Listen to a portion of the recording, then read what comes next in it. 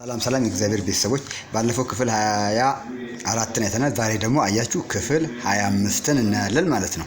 ክፍል 25ን ቻው። አንድ አምላክ ኢየሱስ ብቻ ጌታ ነው ይላል።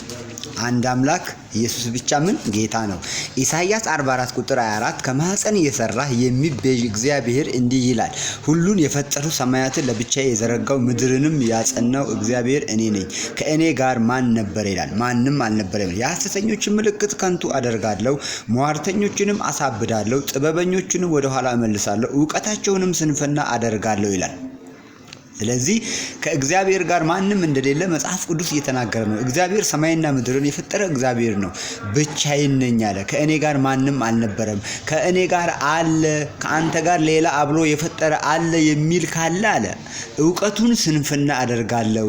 ይሄ ደግሞ ሟርት ነው። ሟርተኛውን ደግሞ አሳብዳለሁ። እኔ ብቻዬን ነኝ የፈጠርኩት፣ እኔ ብቻዬን ነኝ፣ ከእኔ ጋር ሌላ የለም። ዕውቀታቸውንም ስንፍና አደርጋለሁ ይላል። ጥበባቸውንም ወደ ኋላ እመልሳለሁ ይላል። ጥበብ አይደለም፣ ውድቀት ነው። ዕውቀት አይደለም፣ ስንፍና ነው። የእግዚአብሔር ሐሳብ አይደለም፣ ሟርተኝነት ነው። ስለዚህ ሟርተኛውን እግዚአብሔር እኔ አሳብዳለሁ አለ። ሥላሴ የሚባል አምላክ የለም። ሱሉስ የሆነ አምላክ የለም። ተባብሮ ከእግዚአብሔር ጋር የፈጠሩ ሌሎች እግዚአብሔሮች፣ ሌሎች የሰለሱ አብረው አሉ የምትሉ ሰዎች ካላችሁ ከእግዚአብሔር ጋር ነው የምትጋጩት። መጨረሻችሁ እብደት ነው። መጨረሻችሁ ስንፈት ነው። መጨረሻችሁ ኪሳራ ነው። ሥላሴ እያላችሁ የምትከተሉ ሰዎች ቻው ቻው። እግዚአብሔር አንድ ብቻ ነው።